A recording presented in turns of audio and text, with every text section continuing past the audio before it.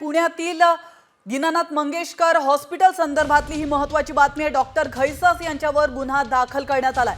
पुण्यातील गर्भवती मृत्यू प्रकरणातली ही महत्त्वाची बातमी आहे। अलंकार पोलीस ठाण्यामध्ये गुन्हा दाखल करण्यात आलाय।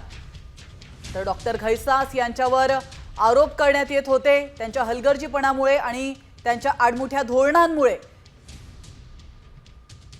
एका महिलेचा जीव गेल्याचं समोर आलं होतं आणि आता त्याच डॉक्टर घैसास यांच्यावर गुन्हा दाखल करण्यात आलाय।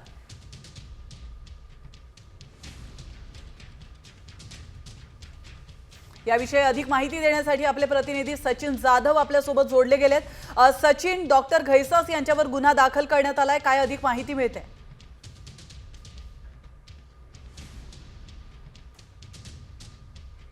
तर आपण पाहतोय अतिशय महत्त्वाची अपडेट, डॉक्टर घैसास यांच्यावर गुन्हा दाखल करण्यात आलेला आहे। पुण्यातील गर्भवती मृत्यू प्रकरणातली अतिशय महत्त्वाची अपडेट आपण पाहतोय। अलंकार पोलीस ठाण्यामध्ये डॉक्टर घैसास यांच्यावर हा गुन्हा दाखल करण्यात आलेला आहे।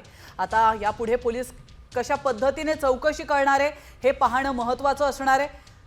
गेल्या काही दिवसांपासून हे प्रकरण मोठ्या प्रमाणात गाजतंय।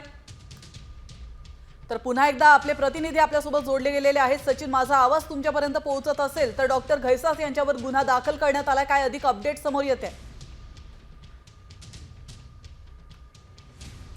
आपण पाहतोय की पुण्यातील दीनानाथ मंगेशकर हॉस्पिटल गर्भवती महिला मृत्यू प्रकरणी आता एक मोठी बातमी जी आहे ती समोर येते। वेळोवेळी आपण या बातमीचा पाठपुरावा साम टीव्हीच्या माध्यमातून करत होतो आणि आता जो ससूनच्या अहवालानुसार अलंकार पोलीस स्टेशनला दुसरा अहवाल गेला त्यानुसार खरं तर आता डॉक्टर घैसास यांच्या विरोधात जो आहे तो अलंकार पोलीस स्टेशनमध्ये गुन्हा दाखल जो आहे तो करण्याची प्रोसेस पोलिसांकडून सुरू करण्यात आलेली आहे।